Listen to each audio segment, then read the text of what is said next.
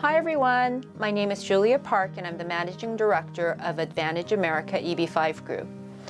Today I'm going to be talking about the top 3 source of funds policy changes recently implemented by the USCIS that immigration attorneys need to be aware of.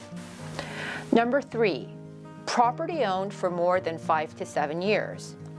Until a few years ago, the official USCIS policy regarding source of funds involving assets that were more than 5 years old was that information about the original funds used to acquire the now aged assets were not part of the review.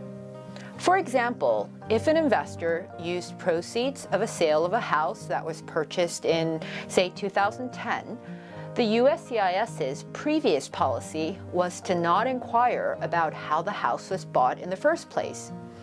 We know that this was their policy because it said so in the adjudicator's training manual that AILA obtained through a FOIA request.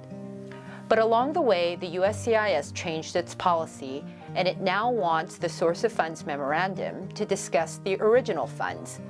And even if the property was purchased, say, 20 years ago, the attorney needs to address the original source.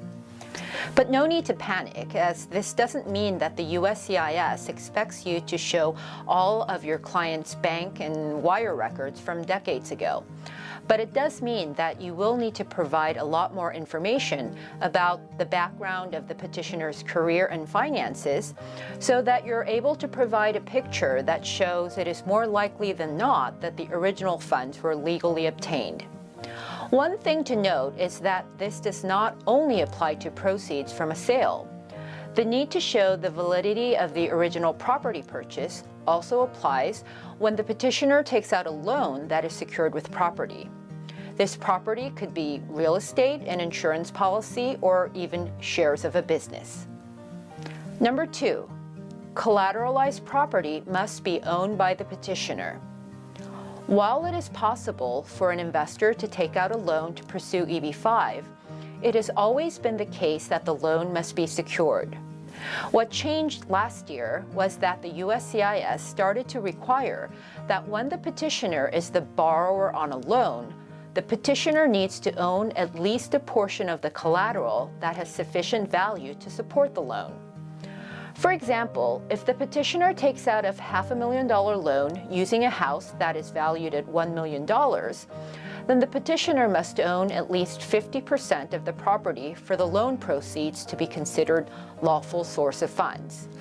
Because the USCIS's changed policy only became known through the issuance of RFEs, or requests for evidence, which is often the case in immigration law, as any of you who are watching this who are immigration attorneys know, many investors who filed before this new policy was articulated were denied. For example, if a parent owned a house and took out a loan for their child's EB-5 petition, but the bank required that the child also be a co-signer on the loan since the proceeds were ultimately being used by the child, the USCIS denied the I-526. That's because the petitioner was also the borrower, but the petitioner, the child, had no ownership interest in the security. This is called the indebtedness issue in EB-5, and there is currently litigation pending regarding this new policy, as denied investors sued the USCIS.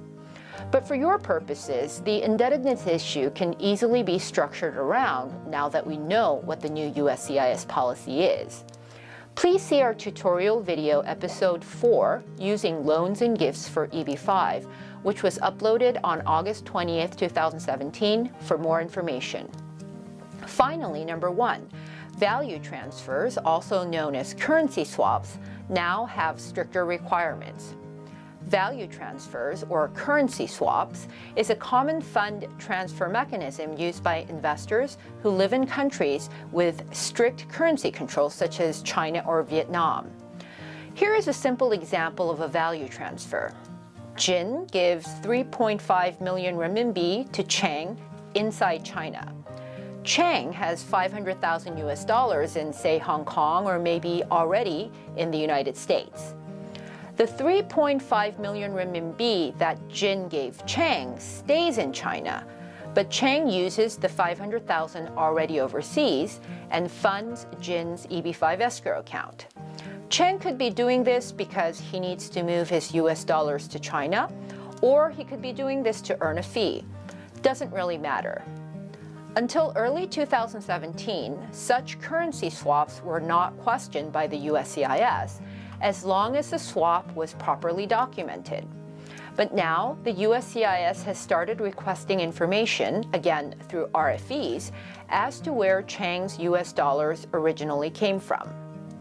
Therefore, if your client is using a value transfer to invest in EB-5, you need to make sure they work with someone who is willing to provide upfront where they got the US dollars. I hope you found this helpful, and see you in the next video.